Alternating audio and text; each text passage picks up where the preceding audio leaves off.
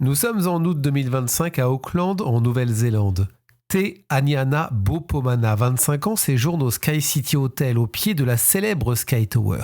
Cette jeune femme brillante, issue de la communauté maori, traverse alors une période psychologique difficile et cherche de l'aide auprès de sa culture et de sa famille, plutôt qu'auprès du système psychiatrique classique qu'elle estime incapable de la comprendre réellement.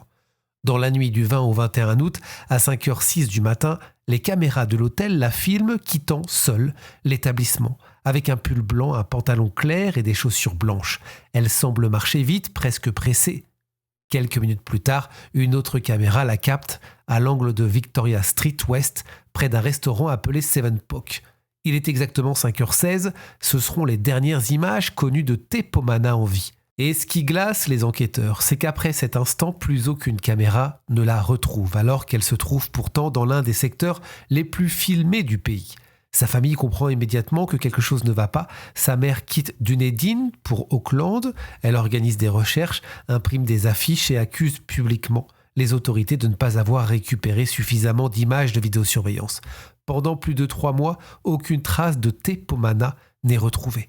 Puis, le 23 novembre 2025, un corps est découvert dans les broussailles près de Pukekohe, à environ 50 km d'Auckland. Quelques jours plus tard, l'identification tombe, c'est bien Te Pomana. Mais malgré cette découverte, le mystère reste entier. La police affirme ne chercher aucun suspect et les causes exactes de sa mort ne sont jamais rendues publiques. Certains pensent qu'elle a traversé une crise psychologique avant de disparaître volontairement.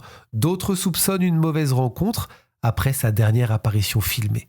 Mais aujourd'hui encore, personne ne sait réellement comment cette jeune femme a pu disparaître en seulement 10 minutes, au milieu des caméras.